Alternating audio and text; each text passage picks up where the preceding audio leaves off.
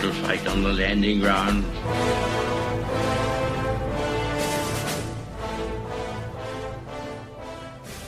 Thank you for joining us. You are listening to A Radio, and this is the Morning Moment.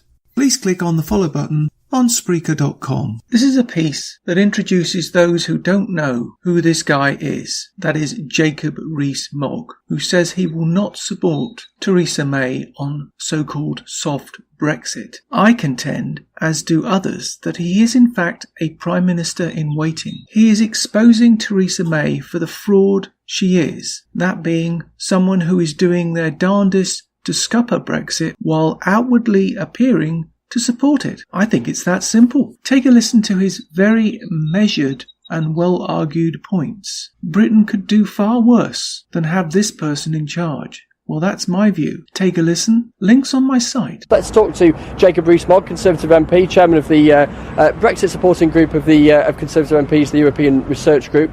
Lots to talk about, Mr. Rees Mogg. Firstly, your reaction to David Davis's resignation. Did he have to go? Well, I think his resignation is very important, and in the great tradition of resignations, that he found that the agreement at Chequers went against the spirit of the government's previous policies and promises, and meant that Brexit was being watered down to an extent where you couldn't really tell that it was still there. So it's a very important moment, and his resignation clarifies what happened at Chequers. What do you make of the appointment of Dominic Raab?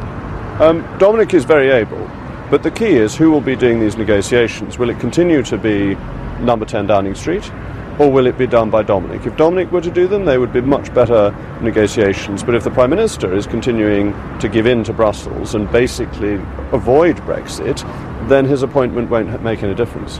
Is the essence of this now, Mr. Rees Mogg, whether or not the government is willing to mould what it presented on Friday night? Now, I know we didn't get all of the detail on Friday night. It was just that 3-page document. There's a white paper to come. But given Mr. Davis's resignation, given the views of you and others, does the government now need to shift its policy and, as far as you're concerned, toughen up where it is as far as what it was announcing on Friday night is concerned?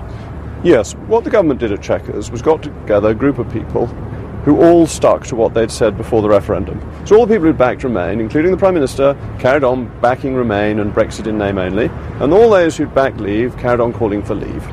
And that's what you saw happened. They failed to take into account the views of the wider party and indeed of the nation, who voted for Leave and expect the government to deliver Leave. So the Prime Minister faces a pretty clear choice. Either she changes what was decided at Chequers, moulds it in your view, in your words, or she tries to get it through on Labour votes. That's her choice, and I noticed that the chief of her staff is going to see Labour MPs indicating they're flirting with trying to get it through on Labour votes, and this is really unwise, dangerous territory for a Conservative leader to think she can get her major policy through on the back of opposition votes. You say it's unwise. Does that come veiled with a threat? There's no threat. It's unwise because you can't rely on the opposition to support you. That what does the opposition want? It wants to replace you. You can find more at aradio.wordpress.com, where you can find links to us on Twitter, Facebook, Instagram, iTunes, iHeartRadio, Gab and email. We are continuing to reach out to you, so please pass on the links. Please click on the follow button on Spreaker.com. You can listen to all my morning moments at Spreaker.com under A Radio, that's EHRADIO, A Radio, and please click on the like button. And you can find all my podcasts and morning moments at aradio.wordpress.com and click on the Morning Moments tab.